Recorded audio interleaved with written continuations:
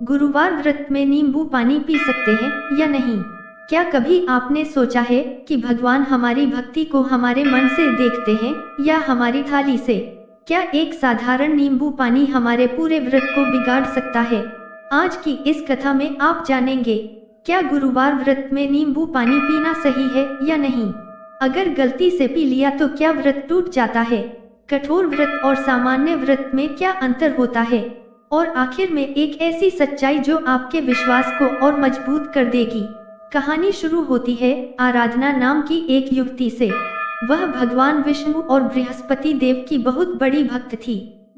हर गुरुवार वह व्रत रखती थी, पीले कपड़े पहनती थी और भगवान को केले और हल्दी का भोग लगाती थी। एक दिन गर्मी बहुत थी। आराधना ने सुबह पूजा पूरी की और सोचा, इतनी गर्मी में थोड़ा नींबू पानी पी लूं, शरीर भी हल्का रहेगा और व्रत भी चलता रहेगा। आखिर नींबू तो फल ही है। वह नींबू काटने ही वाली थी कि तभी उसकी दादी कमरे में आ गई। दादी ने मुस्कुराते हुए पूछा, बेटी, क्या गुरुवार के व्रत में नींबू पानी पीने जा रही है? आराधना ने थोड़ी झिझक के साथ कहा, हाँ दादी, इसमें क्या गलत है? नींबू तो फल है और फलाहार में फल तो चल जाता है न। दादी ने प्यार से उसका हाथ पकड़ा और बोली, बेटी, व्रत सिर्फ खाने का नियम नहीं होता, यह भावना और ऊर्जा का संतुलन है। नींबू भले फल है, लेकिन यह राजसिक श्रेणी में आता है, न कि सात्विक में। नींबू पानी क्यों नहीं पीना चाहिए गुरुवार के व्रत में? दादी ने बहुत सरल शब्दों में समझाया। गुरुवार का दिन बृहस्पति देव का है। वे ज्ञान, संयम और शांति के प्रतीक हैं। इस दिन सात्विक भोजन और शांत मन से पूजा करनी चाहिए। अब देख, नींबू स्वाद में खट्टा और तीखा होता है।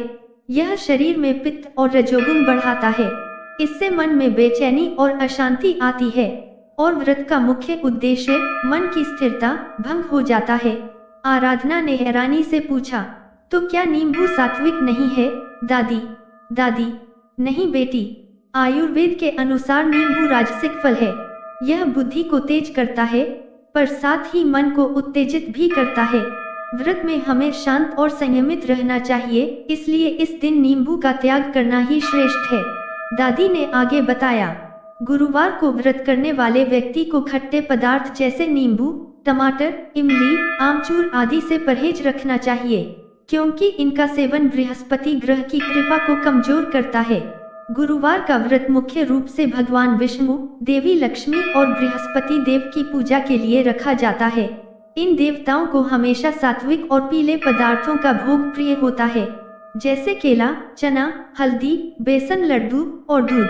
अब आते हैं कुछ सामान्य सवालों पर। प्रश्न 1, क्या गुरुवार व्रत में नींबू पानी पीने से व्रत टूट जाता है? उत्तर, अगर आप कठोर व्रत, जहां सिर्फ दूध या पानी लिया जाता है, रख रहे हैं, तो नींबू पानी पीने से व्रत टूट जाता है। पर अगर आपने अनजाने में या बहुत कमजोरी की स्थिति में थोड़ा पी लिया है, तो भगवान भावना देखते हैं, गलती नहीं। आप मन में क्षमा मांग ले और अगली बार ध्यान रखें। प्रश्न 2, क्या नींबू काटना भी गुरुवार को मना है? उत्तर, हाँ, परंपरागत मान्यता के अनुसार गुरुवार को नींबू काटना या उपयोग करना शुभ नहीं माना गया है, क्योंकि नींबू का संबंध शुक्र ग्रह और तेजस्विता से है, जबकि गुरुवार बृहस्पति ग्रह का दिन है, जो शांति और धैर्य का प्रतीक है। दोनों की ऊर्जा विपरीत मानी जाती है। प्रश्न 3, क्या नींबू पानी की जगह कुछ और लिया जा सकता है? उत्तर, हाँ, आप नींबू पानी के स्थान पर गुनगुना दूध, नारियल पानी या शहद और तुलसी मिला हुआ पानी ले सकते हैं। ये तीनों सात्विक माने गए हैं और व्रत के दिन ऊर्जा भी बनाए रखते हैं। प्रश्न 4, क्या व्रत के बाद शाम को पारण के समय नींबू पानी पी सकते हैं? उत्तर, हाँ, व्रत पूरा होने के बाद जब पारण करते हैं, तो शरीर में कमजोरी और एसिडिटी को कम करने के लिए नींबू पानी लिया जा सकता है, पर पूजा पूरी होने से पहले नहीं। प्रश्न 5, क्या सभी फल व्रत में सेवन योग्य हैं? उत्तर, नहीं, व्रत में केवल सात्विक फल जैसे केला, सेब, अमरूद, अंगूर, नारियल इत्यादि ग्रहण करने चाहिए। खट्टे या रजोगुण बढ़ाने वाले फल जैसे नींबू, संतरा, आम वर्जित माने गए हैं। प्रश्न 6, क्या नींबू को भगवान को चढ़ाना मना है? उत्तर, हाँ, गुरुवार के व्रत या पूजा में नींबू चढ़ाना नहीं चाहिए। भगवान विष्णु और बृहस्पति देव को खट्टे पदार्थों का भोग स्वीकार्य नहीं है। उनके स्थान पर केला, गुड़ या बेसन लड्डू का भोग लगाना शुभ माना गया है। कठोर व्रत बनाम सामान्य व्रत में अंतर। कठोर व्रत, इस व्रत में केवल दूध, पानी या फल लिया जाता है।